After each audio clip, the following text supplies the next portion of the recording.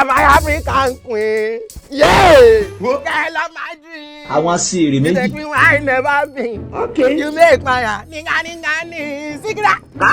Yeah. It's a pity for you. Shaggi. You don't love me now, Aje. You know so. No love me, Gaga. Sikirat. Ma sọ̀rọ̀ ẹ mọ́. No talk that kind thing make them no hear for you. If I say you don't know how much love I get for you. How much the love? Sikirat, as I do like this. Okay. My 2 kidney, why they take breathe? I feel say me they come out just for you. Say me they come out my 2 kidney, me they put them inside you. Me follow my bro. She better go carry knife, me come out myself. I don't want to make you die now. I don't want to go now. That's true. Myself, I want to take off my children. I don't know say you love me like this. You did it. Shaggi, me I love you too now. I do now. Shaggi, me I want to tell you something. You today, what's up? I don't buy me. Hey! Don't buy me. Yes. What's that on me? You say me be You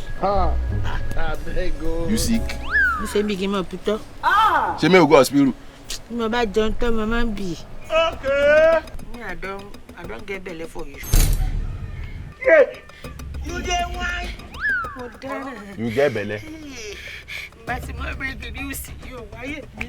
Sikirat. I don't die. Sikirat. Sikirat. Yeah. Sikirat, you get belly. So as I follow you talk like they carry my baby. And they carry the Yeah.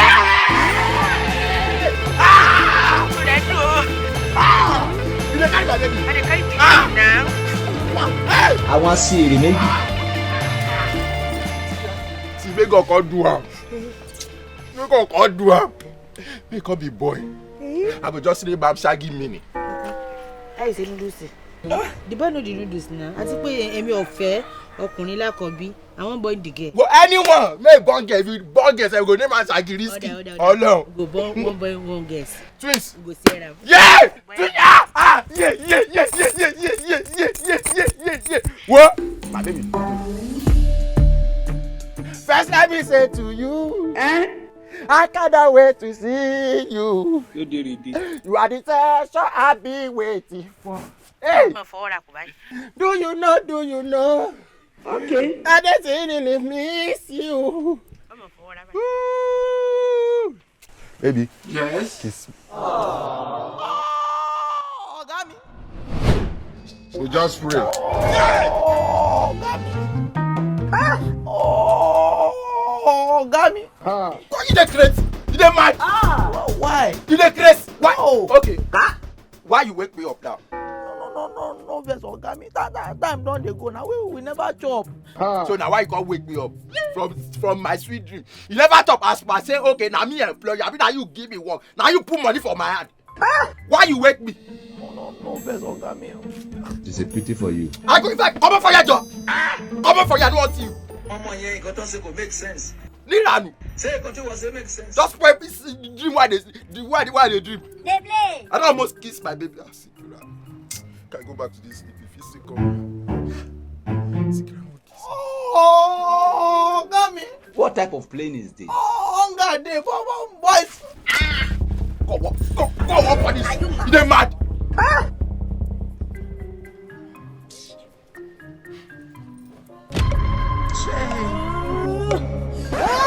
Skinny. What is this?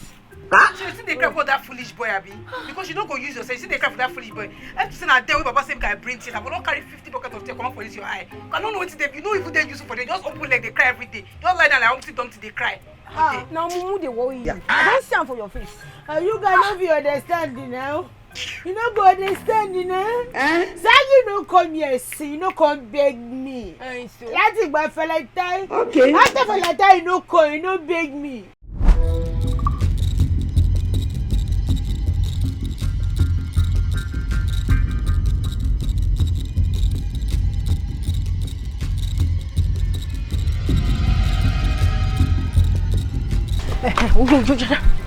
Don't do that thing. She don't in the bathroom. She don't dey there. Bring the phone. Where the phone dey? Okay. Now you are the wait for us. Now you know the password. Oh yeah. Press on. Block. Hope you dey see wetin you dey do like this. See, man, see, no be. You go block her mama I no fit, I no fit. Shey you don't block her. I don't block am. I don't tell you say no be better person. I don't know what you expect. You say go beg you. They there now. You people no do good though. You no good. Shaggi na better pikin oh. You see, that day when I beat my husband, it's too much now. You was very good of his son call me. You carry bro, they beat my husband. Say more you cannot do. It's too much now. I don't see him for your face. Obisi. No problem. They do like person we never see man before. That's why it is sweet. What be your problem? It's sweet yo. It's like you don't know anything. If Shaggi hold you like this, yeah, see you go collect, you go forget your mama and your auntie name yourself. Then you go forget her. No, that Shaggi will look rough and that's why I know say even in public go don't tang. Now in the if Shaggi hold you, now in the hold you, now you be like this. They me find they wear you so gba. See this all there. If not be worse, me tell me say they carry you up and down. Before see they mumu yourself.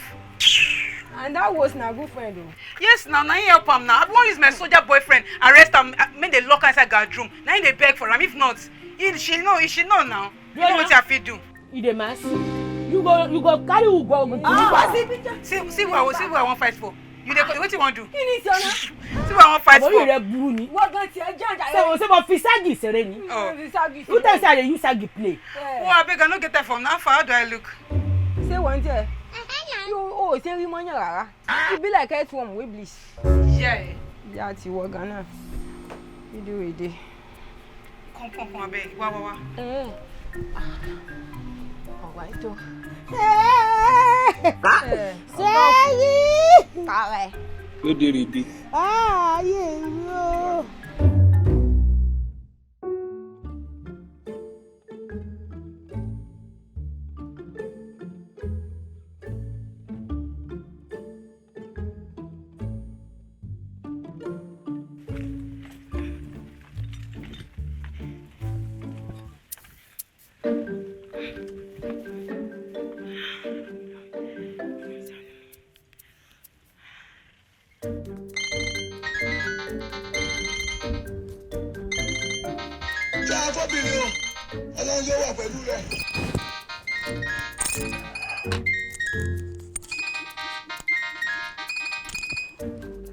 Hello. Who be this?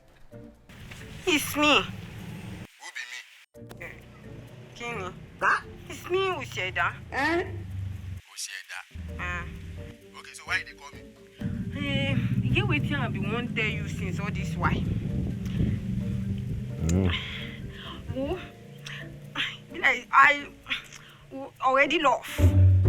I love you. I don't know how I want to tell you since all these days. Now why I been dey tell Oshi Eda. What? Hey, Oga. You get me love for house. You don't look yourself inside me. You don't look. Say me and you. Me and you supposed date the same place. You dey okay? You wear your hair be like Charlie Temple. Something dey wrong with you. If they born you, will call this line again. Oshi. Jakro no the phone for me, Joe. If Shaggi hold you like this, yeah, see you go collect, you go forget your mama and your auntie name yourself. It's a pity. Ọlọ́run ṣe mistake that one. Sikirat, you are not alone. I am here with you. Okay, no problem. Only far away. I am here to stay. Sikirat, you are not alone. Sikirat, this flower is for the bottom of my heart. Okay. I'm sorry for the way I treat you during Valentine. My bad. I take full responsibility. Will you marry? Oh, video ma ko je flower la pe. For you.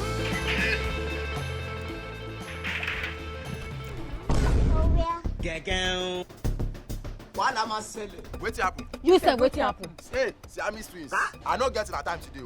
I no get na time today. Make na notice say today be like that day for Valentine day when they beat me in front of my girlfriend. I go beat you. I go beat you blue black. Come out for road. Go, shut up your mouth, Jay. Just go ahead. They call the shop for person coppered. Your babe no dey around. Come out for which road?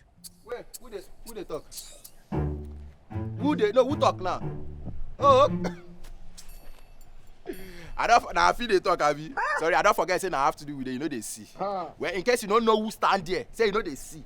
Now Shaggy they talk. Okay. Now you know what to do. Your papa way blind. You still get about they make bounce. Well, God, look here. Say you they see me so. Sikirat no dey around. See, don't follow Baba Olowo comment. Now me even scared time. Snake in the monkey shadow. If that your head will be like quarter plot of life for Ikorodu. If I wipe this away, do for your head. Something. Oh, I just want to say that I can't play. See, before I count 3, I go close my eyes. If I open my eyes and I still there here, now go 8 in myself. 1, 2, 3. Oh yeah. Already come. I don't just get to that time. I don't just get to that time. Already move here. No, you move back. Oh, Jala, oh, Lord, just say, oh, wait, come me. What did they do this? What did they do this? What did they craze? Okay. You won't break my door. Where the lady? What? What be that? What did they do? They swear for this was. Come, was. What's that goes? Come back here. Hey, come here. Come here. Hey. Let's be the cousin. You know what? Let me toast this girl. Look at the picture. Toast. Let me toast the girl. You didn't ask me toast. Okay. Wow. Sorry, I did laugh. So if not be say you wear soldier uniform, I for see whether you be comedian. Me toast this one. You know possible. Oga. Okay, if I show you catalog of my girlfriend, even my girlfriend wey dey say hello, she fine pa. This one. You sef look who is say she dey toast am. You know possible now. This one wey be like fluorescent. See half of a yellow sun that. If you see me with this kind of girl, say you no go ask me say I dey okay. You know possible. I don't fit toast this kind of girl. Sorry sir. I dey talk. So na my girl. They call her fluorescent. They cast her. They call her right by my presence. Okay. I don't know say na your girl. She you fine. Know my girl? I don't know. She fine. You know say my girl? She fine, sir. She beautiful. You know say beauty is the eye of beholder. She fine. Why you dey wear camouflage? Hey! You be soldier? No sir. Na my grandpa one. Your grandpa one? Yeah. Which battalion? Say my grandpa. Yes. Civil War. Civil War. And they wear this camouflage by now. Sorry sir. Happy. Oh yeah, come on town. Come on town. What's up? Yes sir. You come up by lọ́dún yìí ní Bombay. You are looking for who you will oppress. Rabbit. Grab this guy. I don't carry on. Double and well. If devil had never taught you, you don't know what God has done for you. Hey, okay. Shut up your mouth. Shut up. I'm sorry. I will deal with you. My bad. I will show you pepper. My bad. Definitely responsible. I will show you pepper. Please, my girlfriend, they leave this. You go learn lesson this time. Omo.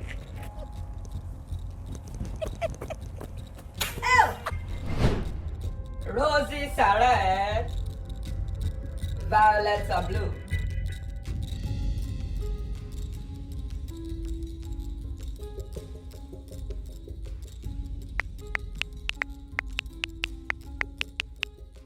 Man! What? Shebi, you no wan give me food. What? You go see pepper. As it be like this, you just start. Aje.